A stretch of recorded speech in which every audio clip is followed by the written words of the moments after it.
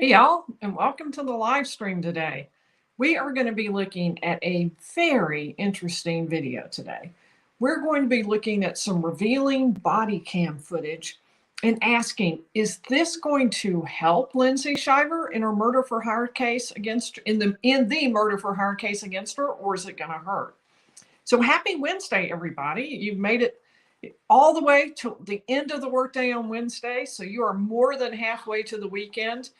On Friday, I'm assuming I can get it ready in time, we're going to be covering the Brian Kohberger hearing that should be taking place on Friday.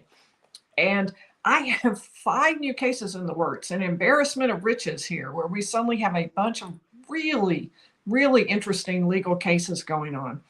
So be sure to hit that subscribe button. You don't want to miss any of these. Also hit the like button if you would on the video.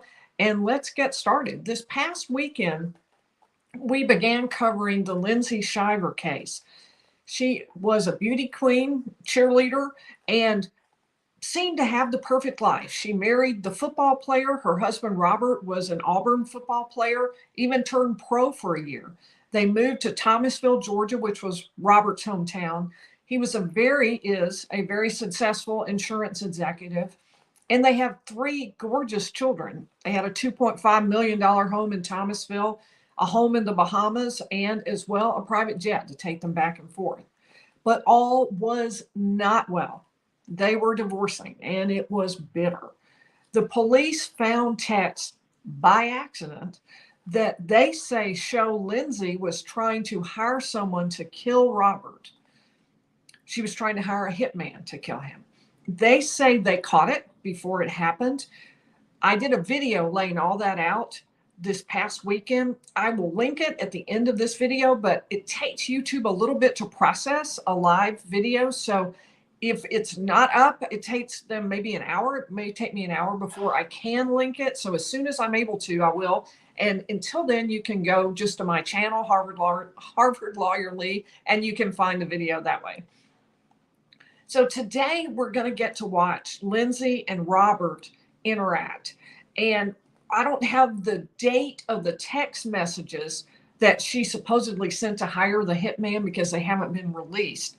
But the Daily Mail does say she sent a photo of Robert and the message, "Kill him," to this hitman. But I believe that this is literally days before she is said to have attempted to hire this hitman. And this is body cam footage. It sounds like Lindsay dialed 911 to say that they were having marital troubles and to ask the police to come out to the house. And we're going to see the body cam footage of the police as they walk up and interact, talk to Robert and Lindsay as they're dealing with everyday life. So I want you to watch for these immortal wise words from the police officer who says, "I don't personally recommend that you go on vacation together if there's an issue like that and y'all are filed for divorce." Yep, that's some real good advice there. But I, of course, want to take this from a legal perspective because I want to look at whether this hurts Lindsay or helps her from the legal perspective. I am very far from a Bahamian lawyer. I don't know their law, but I was able to find some law of the Bahamas, the penal code under laws.bahamas.gov, their Bahamas statutes. It seems frankly very similar to what we have here. So I'll show you what I saw. As we get closer to the case, we're going to have to find us a Bahamian lawyer who can come on and talk to us about the law and how she's being tried. Now, she claimed in the divorce proceedings that are still ongoing. I mean, it's really just begun, but she's claimed that she was abused, that he was abusing her. She also claims that in this video that you're going to watch. And I want to start then by showing you some statutes. Let's pull those up. Okay, so these are the homicide statutes that I found on the Bahamas.gov site. And they're very similar to what you would see here in the U.S., I think. Whoever causes the death of another person by any unlawful harm is guilty of manslaughter. And if it's negligently caused, it's manslaughter by negligence. Then, but here's where we get into more important stuff for this. If you intentionally cause the death of another person by any unlawful harm, then you're guilty of murder, unless your crime is reduced to manslaughter by reason of such extreme provocation or other matter of partial excuse. Pulling all the legalese away, all that's saying is if you intentionally cause someone's death and you weren't provoked to do it, there wasn't some extreme provocation, you weren't extremely provoked to do this, then that's, if you were provoked in some extreme way to do this, then we're going to reduce it to manslaughter. Otherwise, it's murder. Now, this is where I think more likely the prosecutor would charge Lindsay is 292. You can see whoever attempts to commit murder, because she did not actually hire somebody in the end, whoever attempts to commit murder shall be liable to imprisonment for life. And manslaughter, on the other hand, by negligence would get 5 years. Then if you take a look over at what amounts to extreme provocation, because remember it said if you've been extremely provoked, then we're going to reduce it down to manslaughter. So here are some things: an unlawful assault and battery, but it can't just be any unlawful assault and battery. It has to be the kind that is likely to deprive a person being of ordinary character of the power of self-control. And you can see I'm cutting it down in there just to make it a little more understandable. So if there was an assault and battery, but an ordinary person would lose self-control, that's how much of an assault and battery it was. That's what they're looking for. It's not just something small, that it has to be something that would cause you to lose control. I see. Hey, Tom, good to see you in the chat.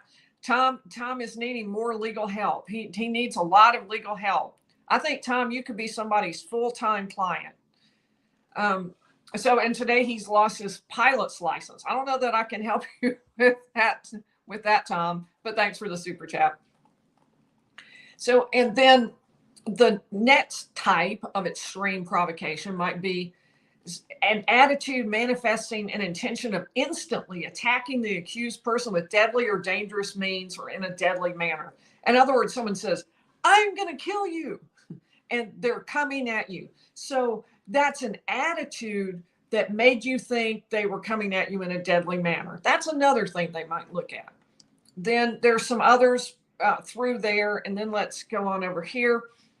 But notwithstanding that there's extreme provocation, it's not going to be reduced to manslaughter and they're going to put some limits on it here. And these are all, frankly, very typical to what I've seen in the U.S. I don't think this sounds very different from what I would expect here.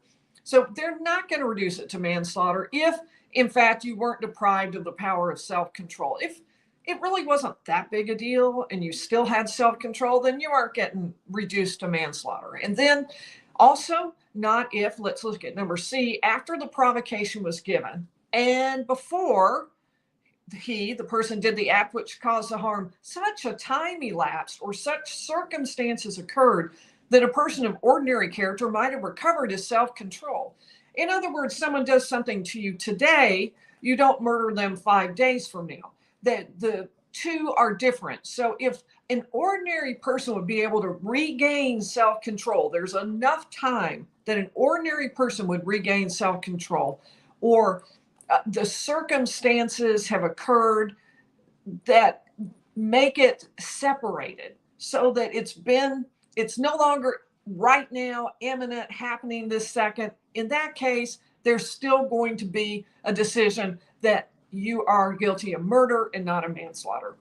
And then the last thing down there in D, the act was greatly in excess of the measure in which a person of ordinary character would have been likely under the circumstances to be deprived of his self-control by the provocation.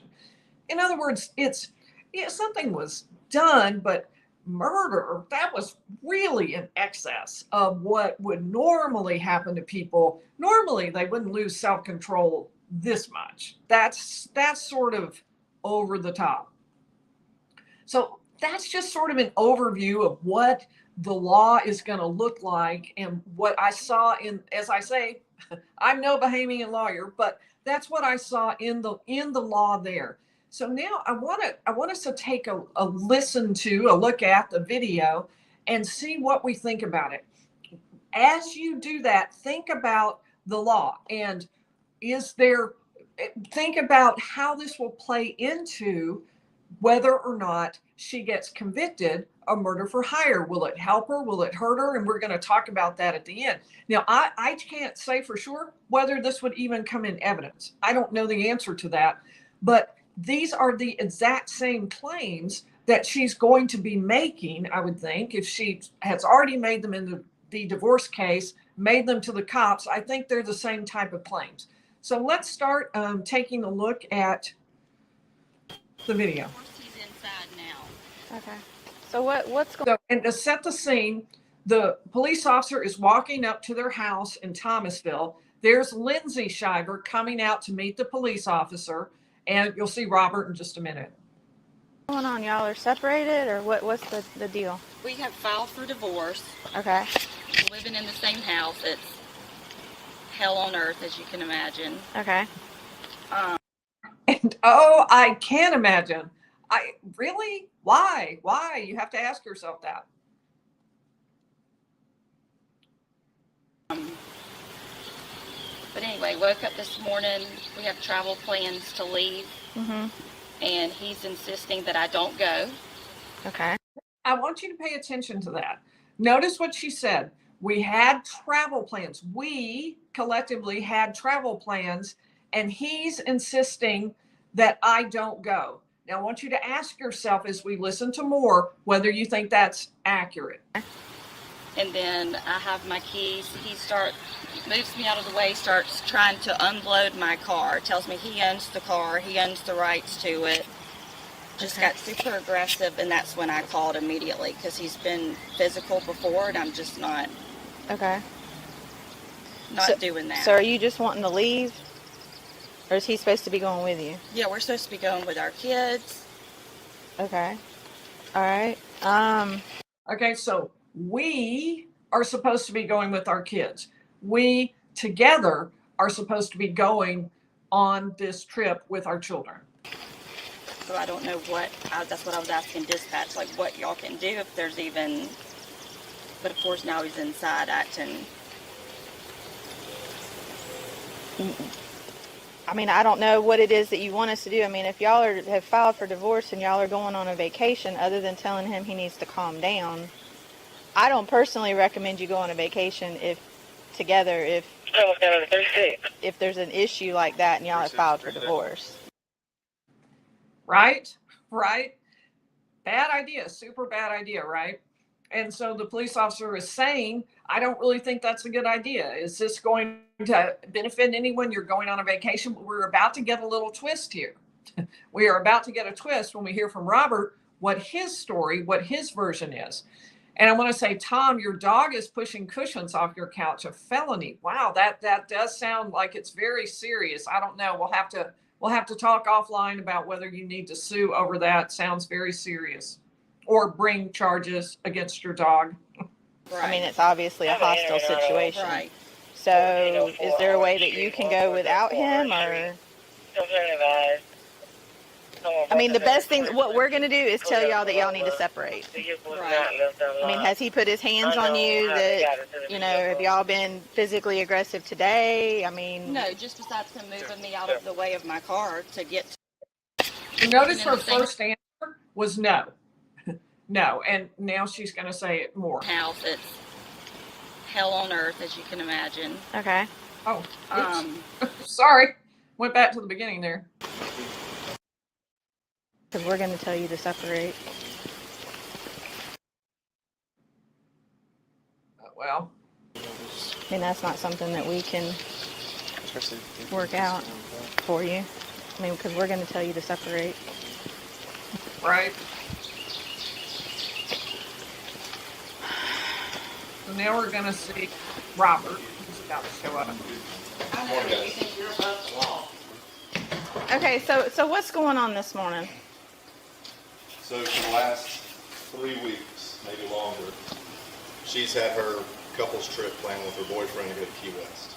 Okay, but she just Okay, so he's saying that for the last 3 weeks, she's had a couples trip planned with her boyfriend to go not to the Bahamas, but to Key West. said you're going. That was to Key West. But they don't, I'm taking my kids, my 3 boys, to the Bahamas this our morning. kids. Our kids. Yesterday, she sent a message saying that she's going to change her plans and now get on the airplane with me and the kids to go to the Bahamas. That I own too, And by when the we way. land, she's going to go to her boyfriend. Elsewhere. And me and the kids are going to our house. So that's a pretty different story, right? Now the story is that originally Robert and the children were going to the Bahamas. She was going to Key West to meet up with her boyfriend for a couples trip with the boyfriend. And now she apparently that fell through, got canceled, whatever. And she is planning to go on the trip in the plane, their private plane, on their private plane to the Bahamas with him, with the children, but not stay with them. She's planning as soon as she gets there to separate, to go off on her own with the boyfriend, and he will be alone with the children. So it's just a ride. She's trying to get a ride on their private jet to the Bahamas. This is different from what the family had planned, from what everybody had planned. He was not expecting to be on a trip with her. So the statements earlier, ask yourself, were those accurate? When she said, we're going on a family vacation, we're going with our kids, ask yourself about that. And I told her I'm not supporting that. And you're not getting on the airplane. That can mess with the kids' heads. And it's just something we're not going to do. Well, I have to say, that's a really big ask to ask your spouse to give you a ride to your trip couples weekend with your boyfriend. That's, I mean, even if you're in the middle of a divorce, that's a pretty big ask of your spouse. I'm in 50% of the airplane. She, on paper, owns 25 of that. And majority owner, the other 50% owner, and myself are both in agreement to not have her on the airplane. So 75% says we don't want you on the plane. That doesn't mean you get aggressive, push me out of the way, start unloading my car. Push you out of the way. Okay, I woke up this morning, before he we have defends travel himself. plans to leave. No, did I do that again? Wow, I'll have to start remembering exactly where I stopped. Maybe if anybody noticed the number, you can tell me. I guess y'all probably can't see it. So, but anyway, what he's saying is that he owns, the two of them together own 50% of this private plane, but another person owns the other 50%. Could well be his father, I don't know. And so the other 50% owner may well be related to Robert, and Robert together owns 75%, and they both agree that Lindsay can't get on the plane. So we don't want you on the plane, he says. Now, I'm not sure that would really hold up in the divorce, because essentially what that would do is eliminate entirely her 25% interest in the plane. I can agree that she would be upset about that, but I can also see how this whole concept of hitching a ride with your husband and children on your way to see your boyfriend when you're still married to the husband is extremely awkward for everyone involved. All of the people that I know, if I'm their trust. Okay, so we'll Is that you put your hands on each other. Sorry. Okay. And I'm going to tell you both, like I told you a minute ago, y'all are filed for divorce, okay? In situations like this, Okay, the best so thing that it's we always fair to recommend get back a little bit further. To Sorry grab about my that. kids' suitcases. So With we a can locked leave. car. Start unloading my car.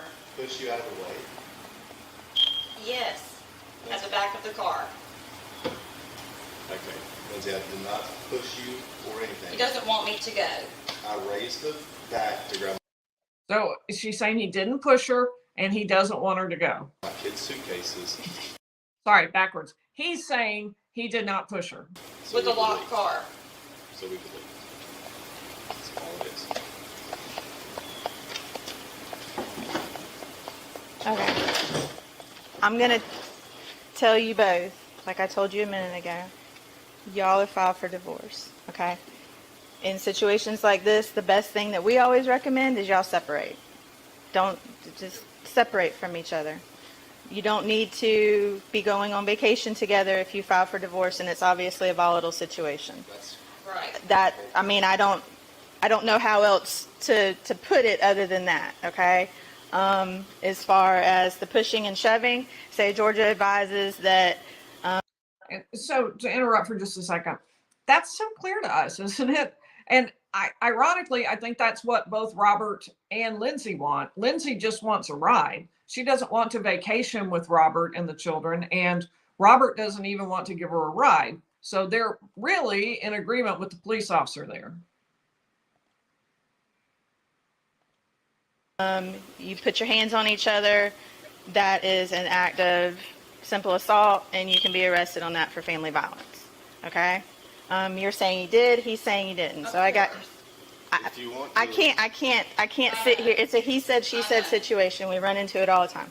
So what's gonna? All of the people that I know, if I'm an aggressive or abusive person. You want me to show them the photos? Okay, so here's what's gonna happen. And notice there that Robert is saying he's not abusive. Everybody knows it. Lots of people could say that. But she suggests that there are photographs. We don't know anything about that. Are they of her injuries? I mean, that's what I would assume based on what she said, but we don't know anything about that. I just throw it out there as something that she mentioned.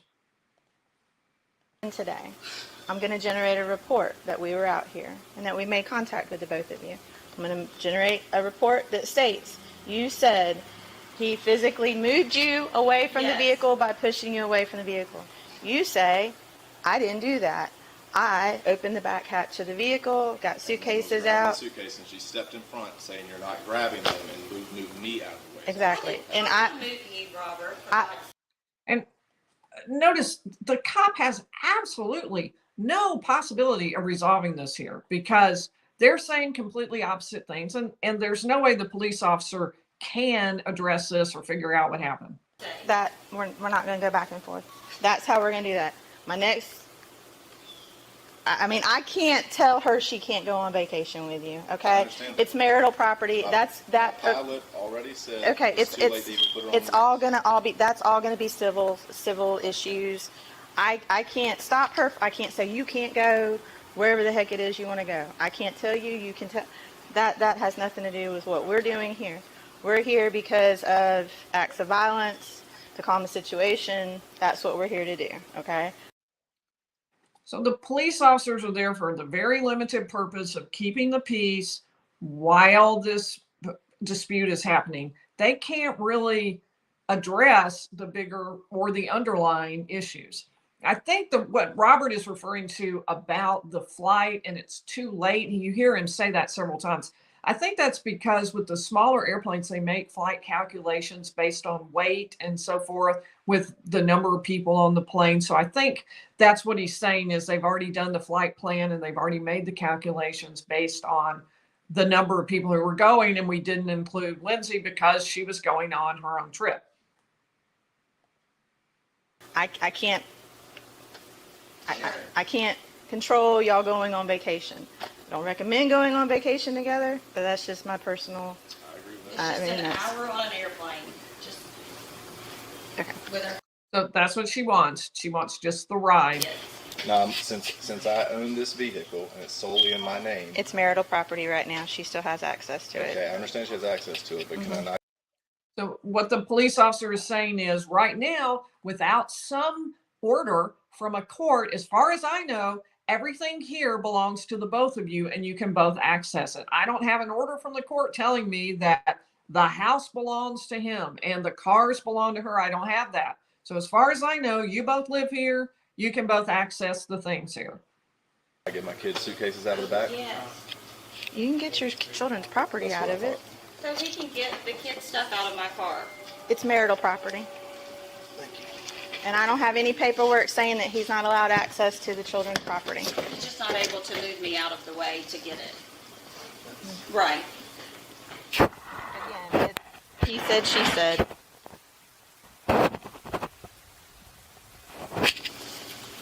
I'm still going, Robert. You can see Robert Howard already unload said, his Lindsay, car that now. it's too late. She took everything out of his car and put it in her car, and now they're reversed. He has to pick up the other owner after he drops us, so we can't be late. 334. 714. So you're supposed to be going to the. She was supposed to be going to Key West and cancel the trip. I'm well aware. I text the pilot. Everybody knew it. Okay. He's just being extremely difficult. Which, that's nothing freaking new. Okay, so are you leaving now? I have to go get my kids. Okay, all right. There's two that are at other places. Okay, all right. Like I said, my only recommendation for you is that y'all just Well, separate. it's always just going to be a he said, she said. I mean, you get video footage, you have surveillance cameras, you have something that I can look at and say, yes, he put his hands on you.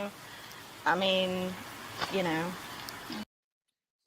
I think it's really important what Lindsay was just told there by the police officer, because you can see Lindsay's frustration. It's always going to be a he said, she said. I'm never going to win in this. But in fact, the police officer gives her several ways she could prove what she's trying to say. She could have photographs. She could have videos. She could have some kind of surveillance camera. She could have a witness. There are different things that could happen. So, and that's important when you then go back to think, is this provocation to hire someone for murder days from now? And by provocation, I don't mean that it eliminates the problem. I just mean that it drops it from murder down to manslaughter. Is this provocation to that?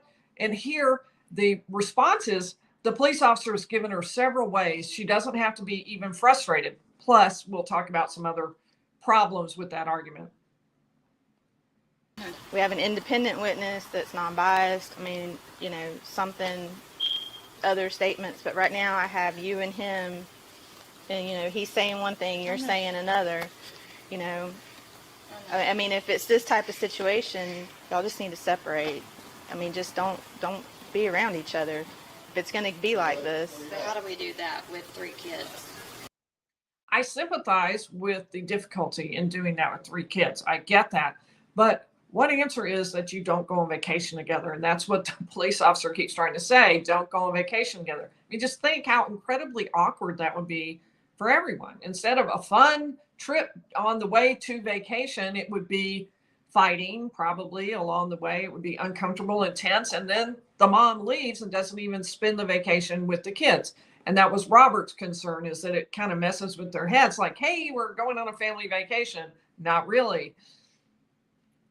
And you even wonder, would the boyfriend maybe have met her at the airport, which would be even more awkward? I don't know.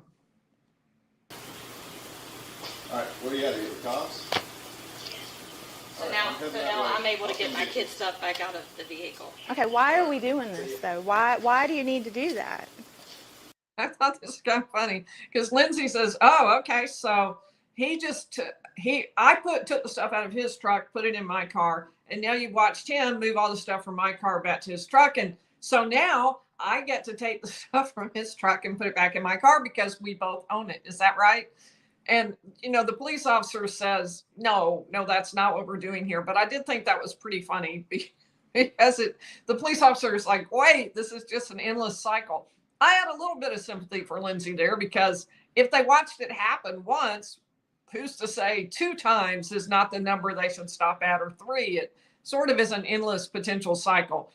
But I think you have to remember here, Lindsay doesn't really want the kids to go on the vacation with her, because this is really a vacation with her boyfriend. And so even she's told them she plans to separate. She doesn't plan to stay with the family. Well, because he's taken my kids. So we're going to go back, and so we're going to stand here while y'all go back and forth moving suitcases back and But forth that's what between I'm saying. cars. So that's what's just happened. If that's what you feel like you need to do, then I mean, then by all means do it. But You understand it? It's making the situation worse. And you're doing it in front of the children now. I don't... Our plans have been the same for weeks.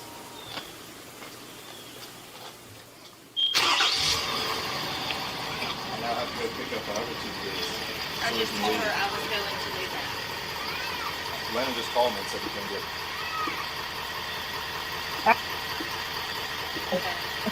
Okay. Well, I'll go get Grayson. I can take him up. I just said I'm going to get Grayson. You've heard me say the pilot said it's too late to And ask. I'm going to get Grayson. And where is he going?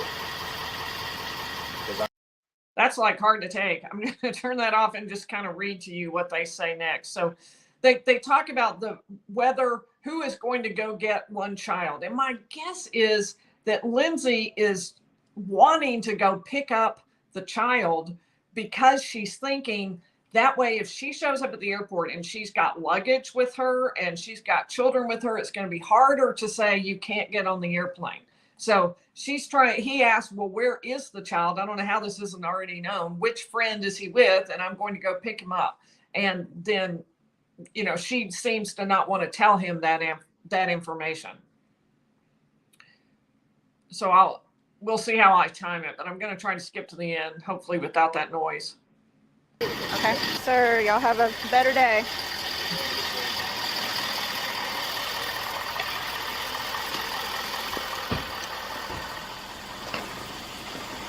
Money. I wanted to leave it in for exactly that. Her last comment there where she says money, like, oh my gosh. Although I will say, honestly, I don't think that money is the real problem here. It's a relationship issue, and that could happen regardless of the money.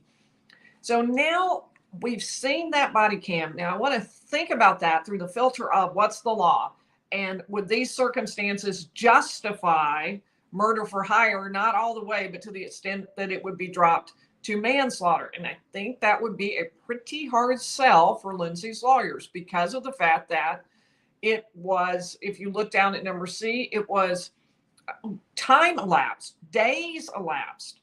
Additionally, when you look at what happened, the act of pushing her, even if he did it, even if he pushed her as he reached into the car for suitcase, that's greatly in excess of the measure in which a person of ordinary character would have been likely to be deprived. I'll just boil that down. That's so complicated, that language. But most people would not react to somebody pushing them aside to get a suitcase by hiring someone to murder them. That's just really extreme. And they wouldn't wait several days, have time to think about it, and then act. So that's going to be a difficult argument, I think, for Lindsay Shiver's lawyer to make if that's what they want to do to try to lower it to manslaughter. Will they make a plea bargain? Will something else happen? Very possibly. But as far as being able to argue that she had been provoked, I think that's going to be hard to do because of the time elapsed and also just because it's so extreme relative to the conduct that we saw in that body cam. We didn't see anything dramatic. We didn't see him beating her or anything remotely like that.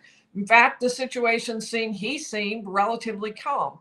Now, I fully get this is a snapshot, and I don't know all the circumstances. There could have been a great deal more. I have no way of knowing that. All I'm looking at is this one body cam and trying to evaluate it and show you how it might play into legally what the arguments are going to be and what the charges against her might be. Thus far, I think it would be very difficult to use what we've seen so far, what was revealed in this body cam, to reduce murder, the attempted murder, down to anything that was manslaughter or that was by negligence. It sounds like what we saw in this one video wouldn't do that. So be sure to subscribe. I hope we're going to be covering the Koberger hearing on Friday. It actually happens on Friday. So the question of whether I can get the information, digest it, get it out to you, I don't know for sure. But if not, I'll try to maybe even do it on Saturday, but hopefully on Friday. So be sure to subscribe because we're going to be looking at that video next. Be sure to hit the like button too. I would really appreciate that. It helps the video get out to more people. And I will see you on the next video.